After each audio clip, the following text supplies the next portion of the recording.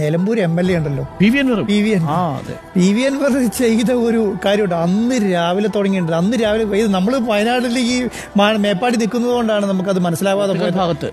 പോത്തിയിൽ ഭാഗത്ത് അദ്ദേഹം എടുത്ത ഒരു എഫേർട്ട് ഉണ്ടല്ലോ, വളരെ വലുതാണ്. കാരണം അവിടുത്തെ സംവിധാനങ്ങളെ മുഴുവൻ ക്രോഡീകരിച്ച് 160 മൃതദേഹമാണ് ആംബുലൻസിൽ പുറകെ വയനാട്ടിലേക്ക് എത്തിയത്.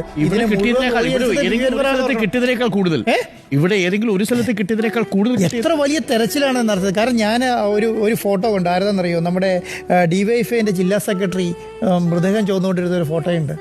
ഇത് 16 കിലോമീറ്റർ ഉള്ളിൽ വനത്തിൽ നിന്നാണ് ചോദിച്ചുകൊണ്ടിരുന്നത്. തോളിൽ പിന്നെ കെട്ടി ഒരു വടം കെട്ടി അതിന് മേലെ ചോദിച്ചുകൊണ്ട് വരികയാണ്. അപ്പം ഈ നിലമ്പൂർ ഭാഗത്ത് നടത്തിയ ഈ സാമൂഹ്യ പ്രവർത്തകരുണ്ടല്ലോ, അത് വലിയ ഒരു സന്ദേശമാണ് ജനങ്ങൾ കൊടുത്തത്. കാരണം അവരുടെ നാട്ടിലല്ല, അത് വയനാട്ടിൽ നടക്കുന്ന ഒരു പ്രശ്നത്തിന് വേണ്ടിയിട്ട് ഇറങ്ങി ജനങ്ങൾ മുഴുവൻ നിലമ്പൂർ കാടുകൾ കയറി എന്നുള്ളതാണ്. അപ്പം അന്ന് രാവിലെ എനിക്ക് തോന്നുന്നു ഒരു 8 മണി 9 മണിക്ക് 7 മണിക്കൊക്കെ സമയത്താണ് ഈ മെസ്സേജിൽ വരുന്നത്. നിലമ്പൂർ